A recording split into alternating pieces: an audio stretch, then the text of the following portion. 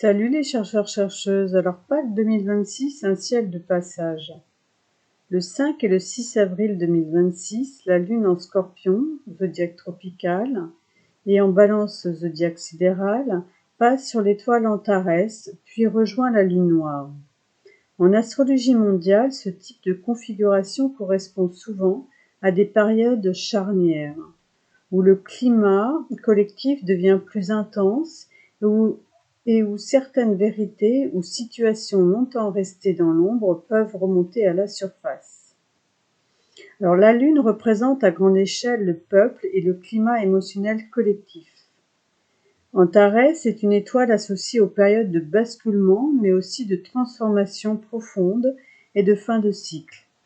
La Lune noire, elle est liée à ce qui est caché, refoulé, ignoré ou nié.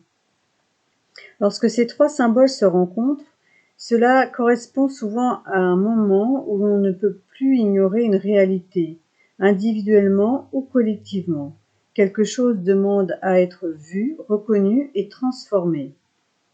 Dans ce même ciel en zodiaque tropical, le Soleil, Chiron, Saturne et Neptune se trouvent en Bélier. En zodiaque sidéral, Vénus et Chiron sont en Bélier.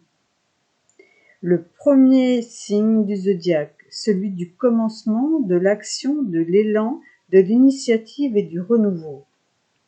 La symbolique de ce ciel est forte.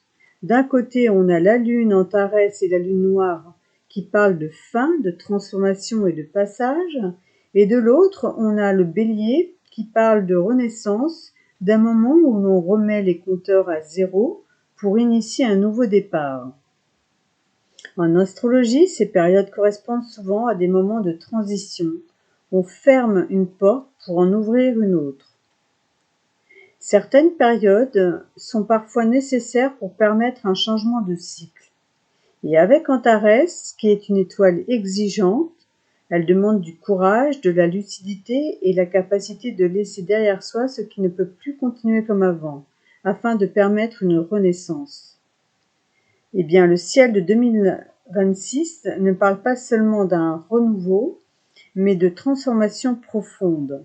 Et souvent, les renaissances les plus importantes arrivent après les périodes les plus intenses. À bientôt!